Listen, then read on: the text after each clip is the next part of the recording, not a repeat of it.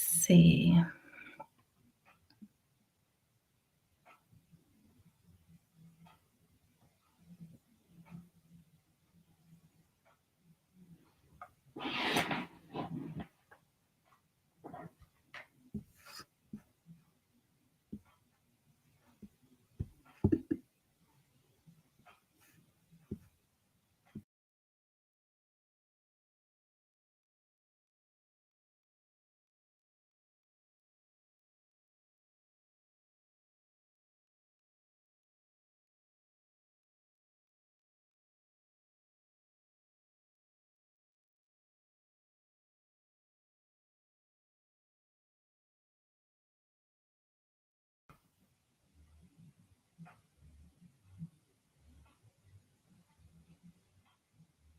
I cannot hear you. Yes. Instagram. Okay. That intro sounded good though, right? Instagram. So y'all heard me, but thank God I have a Alexis over here. So thank you all so much for joining us. Welcome to the Space for Sistas Wellness Series. We are kicking off Women's History Month as well as Social Work Month with some goodies for you all. I want to start off with telling you a little bit about Space for Sistas. It is a wellness community for Black women and girls. Our goal is to help Black women and girls feel seen, safe, and supported while prioritizing their whole wellness. Our mission is to build a community centering the lives and experiences of those Black women and girls. And we will carry out this mission by offering real, relevant, and relatable information and initiatives for our audience. So thank you so much for joining us this evening. And I would like to introduce Alexis Oak Street. She is the founder and CEO of Metaspace Counseling and Metaspace Wellness, where she offers individual therapy sessions, group coaching, coaching groups, corporate and retreats. I want to hear about that retreat. Her passion is to give others with the power to heal their own bodies through brain body approaches by encouraging daily practices of self-maintenance and care, especially for post-pandemic. Alexis, hello. Hello. How art thou? Thou art feeling well. I always say managing. Because that's the truth.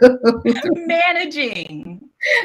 I am so thankful to have you hold space for our community and to share this space with you. I'm deeply fond of the initiatives that you're doing at your practice with your coaching. And I had the opportunity to meet Alexis virtually, but attend a brain spotting training with her. And her whole vibe will shut down your anxieties, your stress, and she just grounds you just by her presence. So thank you for saying that. Yeah. Absolutely. I want to start off with, when you hear the three Space for Sistas, what comes up for you, or what do you think about?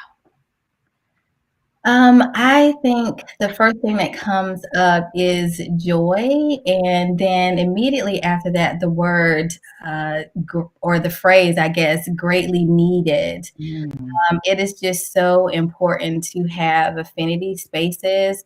I think any time has been really important, and especially over the last 2 years of change that we have experienced. It's just so important that we can be around others that can relate to our story in some way, and can give some type of feedback to their experience on very similar categories or experiences that we have gone through. And so when I think about that, I think about the joy that comes up in wanting that space, even for myself, because as therapists working in our community, we don't always get to have that kind of like that. I guess maybe that colleague space. We really have to cultivate that, So yeah, that's what comes up, and it's it's a much needed space in this time, because a lot of I like to say that we're evolving, And so a lot of the issues and experiences that we're going through has been as a result of the last 2 years that we've experienced, which we probably would have experienced that in the span of 10 or 15 years, but we did it in 2 years and in isolation and fear. So yeah, I think about affinity, joy, and just kind of this overwhelming need. Yeah. I love that description, infinity space, because so many people question, well, why do you need specific spaces for Black women and girls? So when you hear it being described as an infinity space, it elevates the importance, but also it shines that there is just a uniqueness and a sense of safety that needs to be held. Absolutely. Yeah. And that's critical, right? We know that by doing trauma work, one of the important pieces is, of course, being able to attune, but this sense of feeling safety, this sense of being able to predict what is going to happen. And we can't always predict, but when we have these affinity spaces where we have some sense of awareness or connection, we can predict more, and that really creates a space of healing that can happen. Yeah. I'm curious, how do you hold space for yourself? Look, I am the holding space for myself queen. Okay, I really do not be. I see. You want to share with the people, our audience, how does Alexis hold space for herself? Well, I will tell you the main way I hold space for myself is I am highly attuned to my body, to what I need, to situations at all times. I do feel like I have always had that. And I do also think that it's been sharpened since I've been in, graduate school, and also just being, an adult, growing, aging. And so so awareness, I would say, is the first thing. Like, I'm really attuned. I know, like, if my body is sweating, like something is going on that I may not be aware of, like, mentally, but my body is like, hey, that didn't go like we wanted it to go. Or, you may have said something that you could have said a little bit differently. So I would say that it starts with awareness, and that awareness has been cultivated just through, like, mindfulness, meditation, through prayer, through lots of education about how my nervous system works. So I like to kind of categorize how I take care of myself, and so on a daily basis, like right here, if I don't have a water or hydration in my system, like it creates all kinds of, like, havoc in my body. So I have to have probably the equivalent of 4 of these a day if I'm working. 4 of these. And so hydration is something that I do. I have to do HIIT workouts. So any High intensity. What'd you say? High intensity interval training. We got to get it in. Thank you. Yes, definitely HIIT workouts that is going, or any type of vigorous exercise where I am going to sweat. And I like to tell myself, because I like to exercise, I like to also have fun. So I don't really like the work of exercising. So I really have to tell myself, like, I want you to put in the amount of work that you put in them, like, 9 and 10-hour days. I want you to put that same intensity for work. Otherwise, there's a gap somewhere. The chemical equation is not working out because you're putting out more than what you're putting in. So now, go ahead. Now, you're hitting on some major things, and this speaks to why I love holding space for Black women and girls, because you describe so many things that in many spaces, people aren't getting the education they need to understand their brain and their body and that connection. You hit on mindfulness, you hit on the central or the nervous system. Can you tell us a little bit more about that whole nervous system?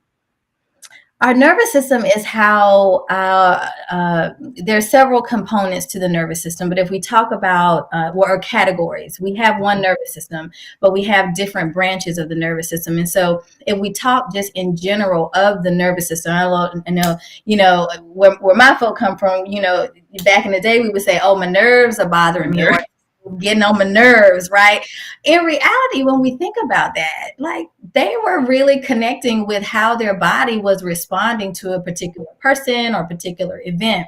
So our nervous system is, I like to say, the mechanism that, excuse me, that connects our brain and our body with the environment. So things are happening like in the environment. Our body is taking in way more information than we're putting out.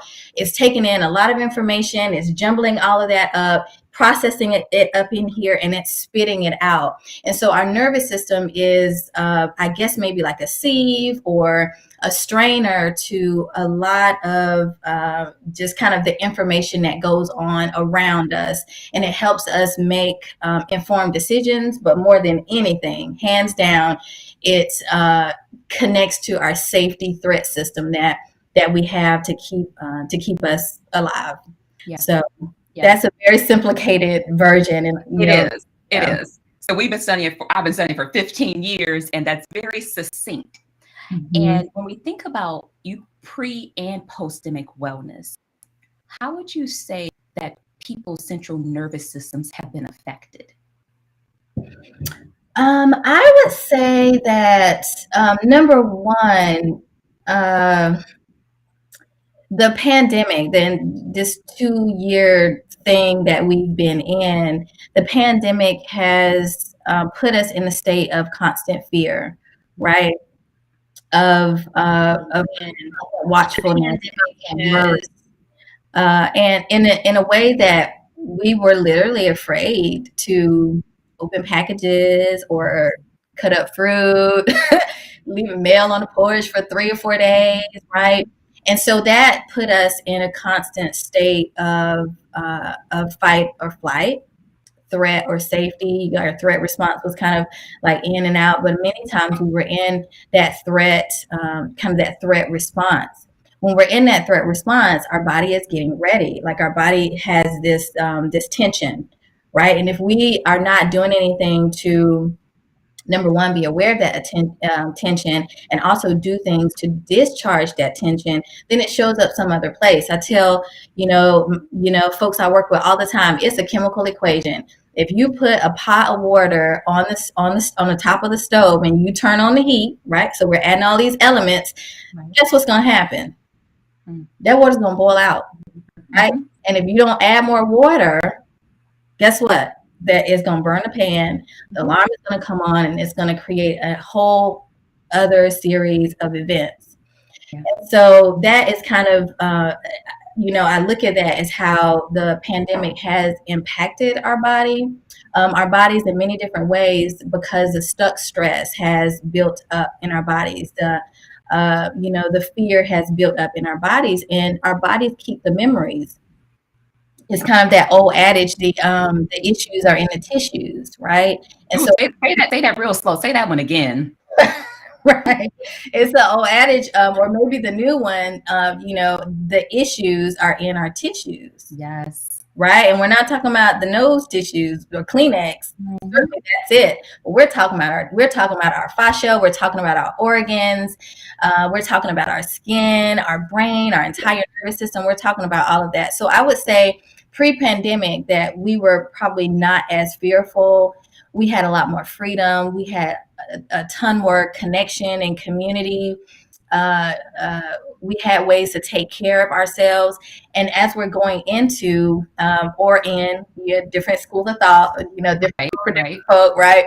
As we're going into this post-pandemic, we're having to learn how to take care of our system, of our body in a different way, because of how the stress, the accelerated stress, has affected us over the last 2 years. So what would be one or two things that you would recommend a person to focus on and zero in on in order to regain that equilibrium or that balance with their body? Well, the first thing I would say is get in therapy. Plug. Right, the plug for all the therapists, and seeing if you can find a therapist with, and this is also for the therapists. If therapists are listening, get you a therapist, sis, please, sis, brothers, get you a therapist, and see if you can get a therapist that works with the nervous system or has some type of training with like brain body approaches. To give you some information on best ways to go about doing that. So I would say get a therapist. Some simple things that people can do, because I really love to give people a sense of agency, is know what your water quotient is. Like we need to know, like I know we have a formula and it needs to be like the body weight and half of this and multiply that. But we just need to know, like, how many of these do we need to drink so that we feel energized and invigorated, right? So that we're not feeling tired. And half of the time we are walking around here dehydrated because we don't really understand the energy and how much energy is extracted or expended, with the work that we do, and also due to the stress that we are experiencing in this pandemic, like the ongoing worry, the anxiety, being in threat mode. So I would say definitely therapists. I always say something about hydration, and I can't go without saying we have to have some type of vigorous exercise. Yeah, we have to mimic our body being in fight or flight in order to discharge the trauma or stress or overwhelm that we're experiencing. I often use the car analogy to help people understand that whole system. Yes, we got the electric cars, the fancy folks out there, but even that needed energy, an energy source to get moving. And so describing it in that visualization of your car needs energy, your car needs tuning and maintenance and well checks and all of that. But if you drive your car without fuel, you will land in a place stranded, confused, lost. And that's what's happening to our body when we are not having those multiple touch points of wellness. So what I'm hearing is that as you talk about the brain and the body connection, it's multiple touch points of wellness to keep a person balanced. Absolutely. And more than anything, it's I don't want to minimize the importance of the trips and kind of like those quarterly things you need to do or those weekly things you need to do. And at the same time, I also like to highlight what are those things that you need to do on a daily basis. To keep you feeling rejuvenated, to keep you feeling energized, and kind of at capacity to do the things that you need to do. Yeah. And you're right. A lot of people think self-care is the lavish lifestyle. I describe it as on a spectrum. You can go from lavish or you can go from lounging, but somewhere in there, you have got to get your body moving and get in touch with what's happening within that body. 100%. Do you believe Black women struggle with that connection with body? It's a generalization. Let me rephrase that. How do you believe Black women approach connecting with their body, considering a lot of the stressors they're faced when they walk into the world? Certain spaces are not designed for them, and those areas. Can you share a little bit about that? Yeah, I guess I can start with myself. I just, when I think about the trajectory of where I started when I was young and when I was, being raised, because I certainly wasn't raised with this awareness and, checking in with yourself and making sure you had water. I mean, for the most part, we ate healthy, but, It was sweet tea for me. Sweet tea. It had water in it. Well, you know what? I wasn't crazy about sweet tea. I am from Georgia, so that's a staple. That's like part of the food group. You could have got canceled if you said that out loud. You weren't in for the sweet tea. Right. So I wasn't. So I can take it. I'll just take myself as an experience in my trajectory. Is I grew up not really seeing myself as a part and playing a part in the world. Right. I didn't see myself in many places. I didn't see myself on a lot of, I mean, we had our, I was 76, so I'm a Gen X. So we had our television shows, and we had, Fresh Prince and Bel Air, Cosby Show, Different World. We had all those that we were able to see, but for the most part, it was not general, right? I've been in this year long, almost going on 2 years with interpersonal neurobiology, and one of our instructors says that, there's always, for people of color, there's always the white man in your head, right? Because that is the role that people of color, just in general, and I know in America has compared themselves to, right? It's always like, oh, well, what about my hair? What about my skin color? Am I considered friendly as I'm walking in this, in the store? How am I being perceived? So I would say that, my body was my own, but I was very disconnected from that because there was no sense of, I mean, I would say love. I always, kind of like, love my little shape and all of that. There was still like this sense of person in community. I think that was missing. And so there was a disconnection from my body that I've had to learn for that to be different. I hope that was clear enough.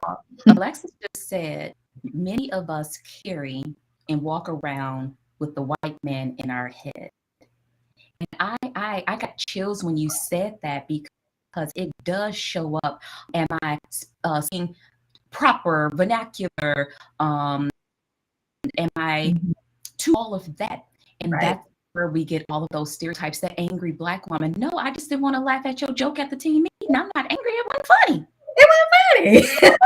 So that puts it in perspective. Always the white man in our head. So I will hope that our listeners and our audience really checks themselves when they are in that state of mind, because that alone rents space and storage where we can be depositing into ourselves, but that alone is occupying space and energy.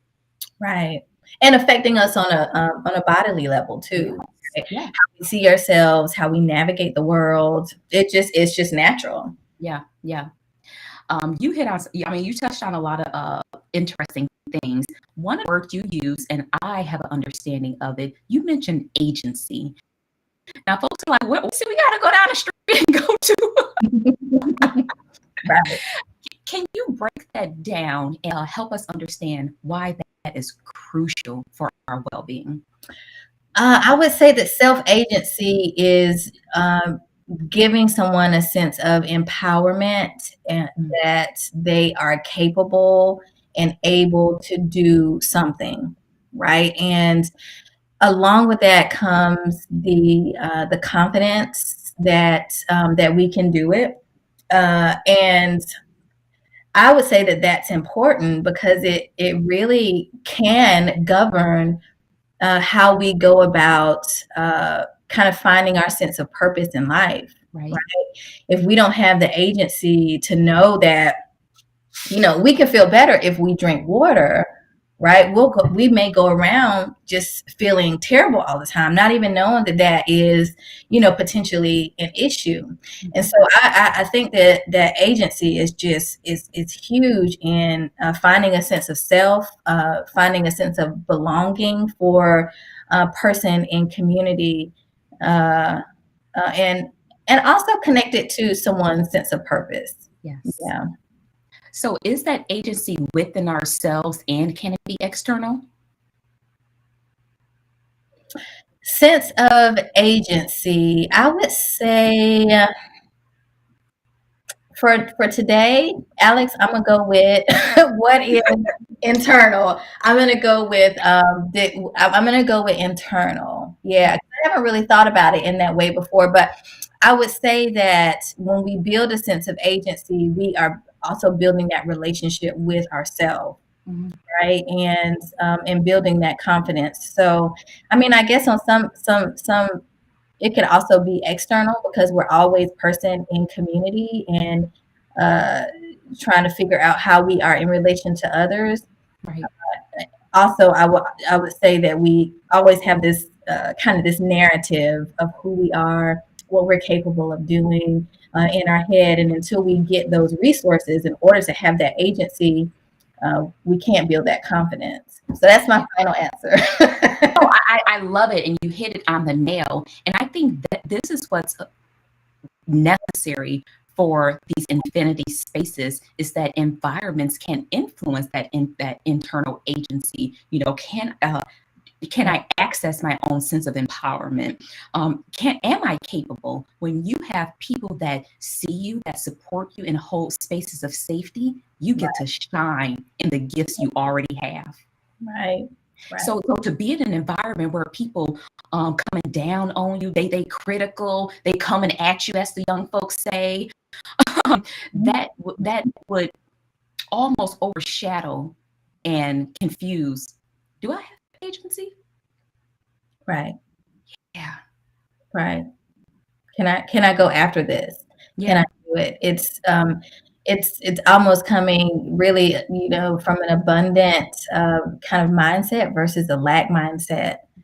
I will also say this world has not been, this country has not been created for us to have agency, and so that has often been the journey for many people of color, and continues to be the journey.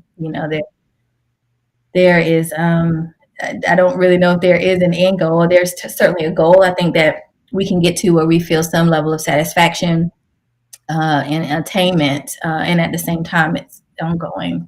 Mm-hmm. Yeah, and I think that speaks to that continuous work on yourself. We're not going to change everything that's happening in the world, but we can be mindful, meaning being and allowing whatever to come up for you and not judge it. We can give ourselves more grace and be present focused. And you did mention mindfulness. Is there anything you want to touch on about that? Because people use it so loosely. Mm-hmm. And I think, no, I'm sorry, go ahead. No, what would you say about that? I think that it can be confusing, and you know what? It's a little bit nerve-wracking, because I think people want to, make it, mysterious and unattainable. And mindfulness is really about being in the moment. Mindfulness is about saying, "Oh, you know what? I'm thirsty. Let me get a sip of this water." That's what mindfulness is about. Of course, there is, definitely not trying to minimize it. But if you're starting at a point of not knowing of what mindfulness is, it is being in the present moment right now. It's all about being here now, moment to moment. Now, a lot of people use meditation and mindfulness synonymously. So the same. Are they the same? And if not, how can people understand the difference? I think that's a good question, and I go back and forth about that, about chicken or the egg. I feel, for me, in my learning, I think mindfulness is in kind of like an umbrella. Meditation falls under that, because there are many different ways that you can be mindful. You can mindfully eat. You can mindfully work. You can mindfully drive. You can do different things mindfully, and I guess I would see that meditation coming under that umbrella. Yeah. And really you could flip that around too. So yeah, I appreciate that. Meditation is more of a, how can I describe meditation? Meditation is more of an intentional space where you're holding focused thought or a focused activity for a period of time, right? Whereas mindfulness is more, you can be active and whatnot. There are probably different forms of meditation that I'm not taking into account. But when I think about when I meditate, that would be the different. Absolutely. Mindful run. But if you're jogging, it's not meditation. Meditation is a concentrated, kind of focused, intentional exercise. Yeah, I definitely can hear the difference in them, but they're both influenced by each other. Definitely.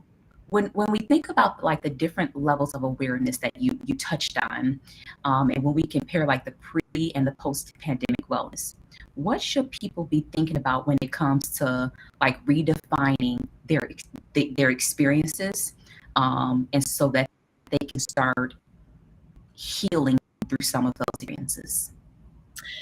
One of the biggest things I see, not only with myself, but also, in practice and colleagues, family members, is that we don't really identify what works for us. We have an idea that, oh, well, I like to do A, B, and C, D. We don't really write it down and say, I need, 80 ounces of water a day, or I feel sluggish, or I have a headache, or I can't sleep, or I get inflammation. Those are things that I experience, right? And so knowing exactly what it is that you need, or what it is that you needed, right? Because if we don't know what it is that we needed, it's going to be hard to define like what it is that's different for us right now. So one of the main things is, that I would probably say is what no longer works for you. Mm. What is something that you used to do that used to work for you in 2019 that no longer works in 2022? And to piggyback off that, I love that. I would add, when you think about what no longer works for you, think about people, places, things, and states of mind. Um, People, places, things, and states of mind. You can't go to the same places you used to go to, because that's contradictory to you needing to heal or wanting to heal.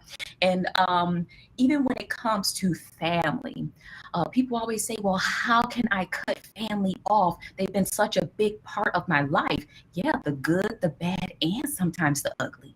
Mm-hmm. And so what I'm hearing is that with that awareness is people got to make some tough decisions if they want to maintain their growth and their wellness. Mm-hmm. Absolutely. Yeah, you want to create the awareness that's there, and just really being honest with yourself. Yeah. And if it comes to relationships and families and things that, ties that need to be severed, then that's something different, right? Oftentimes it's hard for us to get there, or to get there and feel good about it, if we are don't have a practice or an awareness with ourselves about what we need. Absolutely. So we have a few minutes left, Alexis. Any final thoughts that you would like for our audience to consider, or take away from our conversation? No, I would say other than making sure that you're hydrated. Hydration is a thing that I talk about all the time. She's serious about her water, y'all. She is serious. And let me tell you, not just water. I am serious about hydration, and so that's very true. When I talk about hydration, people are like, "Oh, I water this and water that." Mm-hmm. If we drink too much water, guess what's going to happen? We're going to go to the bathroom, and if we're going to the bathroom all day, we're depleting the minerals that are, those electrolytes. Mm-hmm. So it's not just about water, but it's also about the water-filled foods that we consume. So, oranges and broccoli, and like how can our bodies get that what they call the gel water, so that it's not just passing through our body. So other than hydration and exercise and therapy, sleeping kind of comes in there someplace.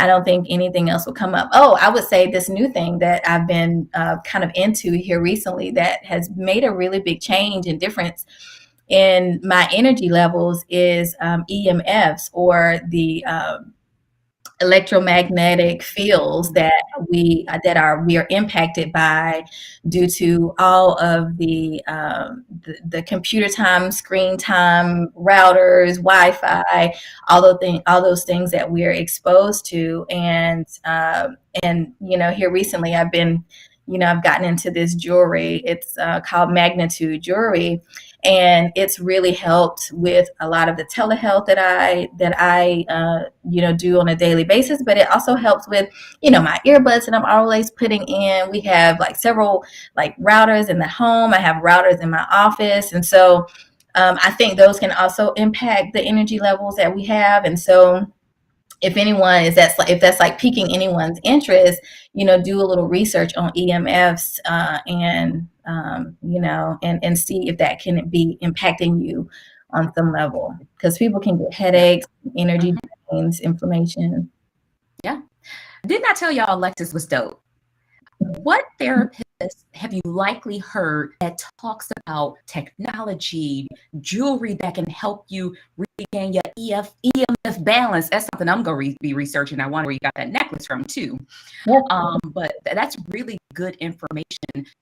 So hopefully you all are able to take something to our conversation, because we enjoy holding space for sisters and anyone that's listening. Alexis, where can our audience find you? Well, I am definitely on Facebook. Well, I guess I'll start with my website. I am in the process of cultivating Metaspace Wellness, which is kind of like a care collective and self-care catalyst for helping people to gain freedom and personal growth. So, but my traditional main website is metaspacecounseling.com. And Metaspace is META space SPACE counseling.com. And I am also on Facebook, Alexis Overstreet 1.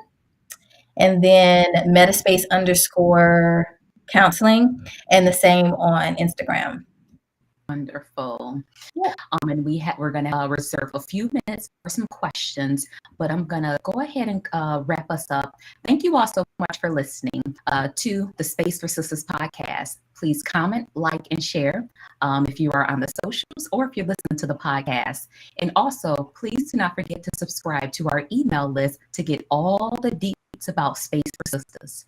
Do you want to reach us? Connect on social at Space for Sistas across platforms. All righty. So let's jump over and see what questions we have out there. Hey. And so this was a good tech run through. So I'm looking around Instagram, and Alexis realized I didn't even bring you into the Instagram. Lord have mercy. I sure did. I bet you'll do it the next time, though. I know. Thank you for that wellness point. You're welcome, and I think I know exactly what you're talking about. Hello, sister. Hello, my friends in Aruba. And so, what would you tell? I'm looking at another screen. What would you tell a mom who has very little time for self-care and how to reconnect with her body? I'm very busy, and I never feel like I have time.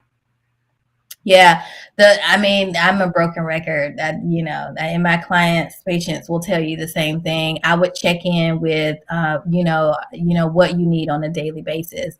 From how much sunshine you're getting, how much outside time you're getting, to how much water you're consuming, what your diet is. Because if we